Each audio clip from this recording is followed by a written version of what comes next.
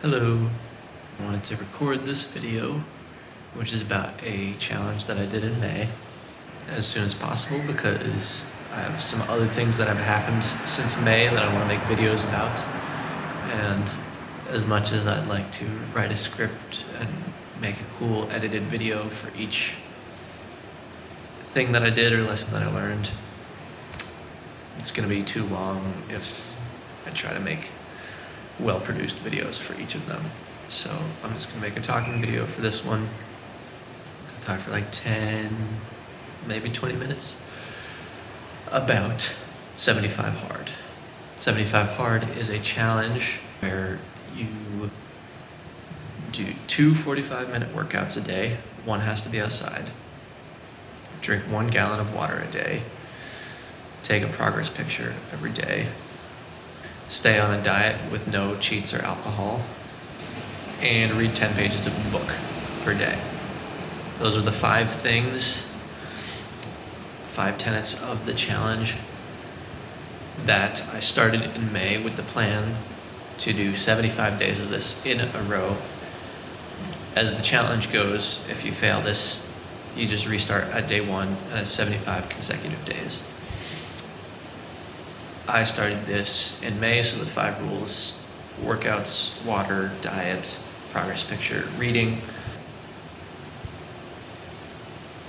Something I also haven't talked about much in videos, but I should probably make a separate video about this. I am trying to meditate and dance in public every single day for 2024. Not every single day, as many days as I can. It's not every single day. But I've been doing these before May. That started in January, so meditating, dancing every day. And then 75 hard starting in May is what I was attempting. So altogether it was 7 different daily practices. And I've been going through a lot in April, and I was struggling to find the next step for my mental health. I was struggling to find, where should I go? What should I do? And I decided I just need something very simple. Like I have a strong will, I can force myself to do things. If I put a simple challenge in front of me, no matter how hard it is, I could feasibly do that. And if that hard challenge takes care of my mental health, then I will be taking care of my health by methodically going through a hard challenge. The idea is that it simplifies how complex dealing with my mental health is. It simplifies how complex the pursuit of a healthy mind is. And I really liked that idea. I liked that simplification. So that's why I started it in May. And it was interesting. I ended up doing 31, 32 days, I think, every day in May, and a couple days afterwards. And then in June, I kind of let it go for some reasons that I'll get into in a little bit. But it was good. It was simple, and it was challenging. But if you force yourself to do those things, you do develop a certain level of self-accountability. So I felt a good amount of self-accountability while I was doing these things. And mind you, I was definitely going through some depressive times in and out during the month of May, as I always do in every month. But throughout the lows and the highs, I would still do these things every day. The only difference between me doing well and me not doing well is the time of day that I would get these things done.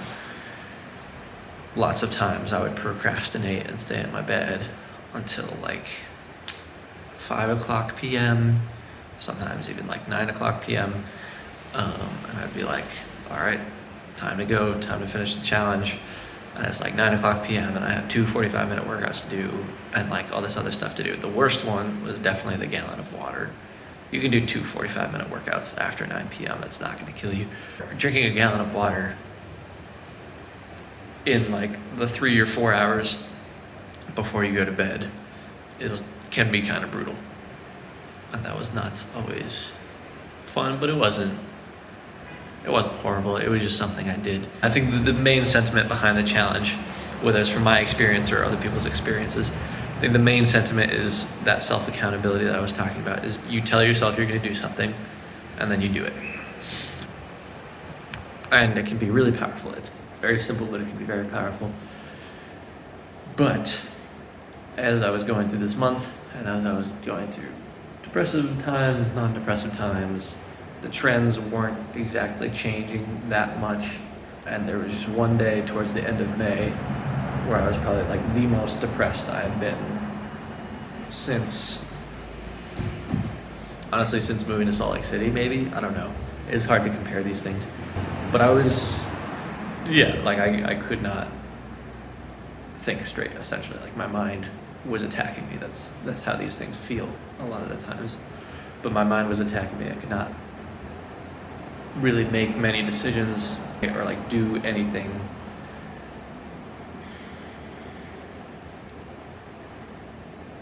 Like, I'm trying to describe it. The point is, I was extremely depressed and knew that I had this streak going. It was like day 31, 32 of this streak. And I knew that I told myself that I was going to do this. And so I did it. And at like 12 o'clock at night, I got myself out of the apartment and went for a walk. I wanted it to be a run, but I like physically could not run. I was like walking at a snail's pace. Every single step was difficult.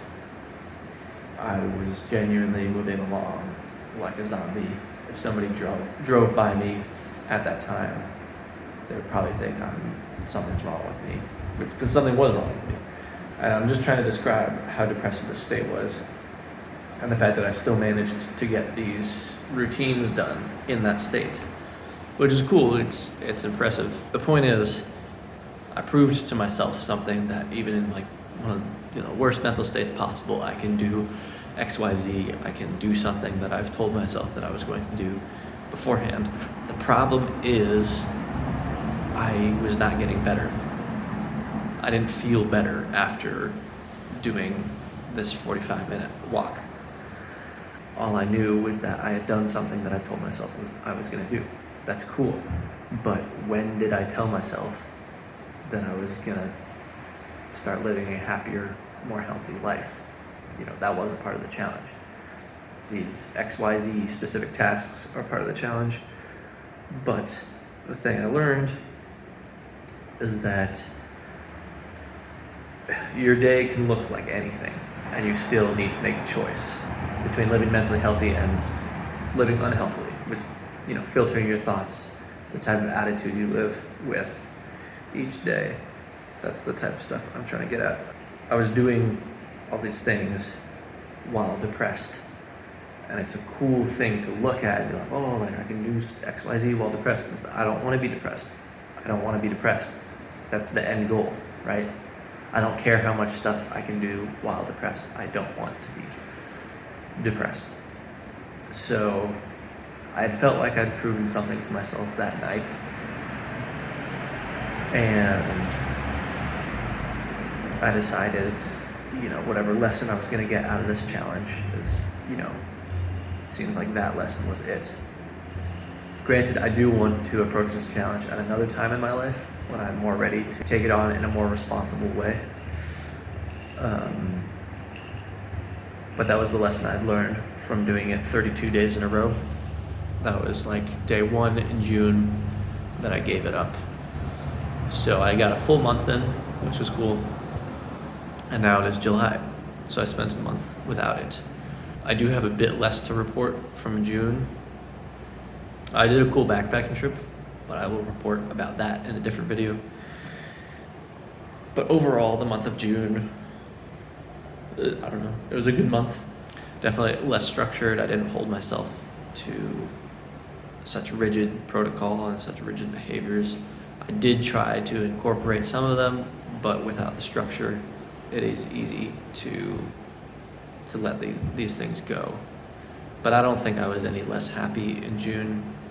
I'm not sure if I was more happy. I don't know.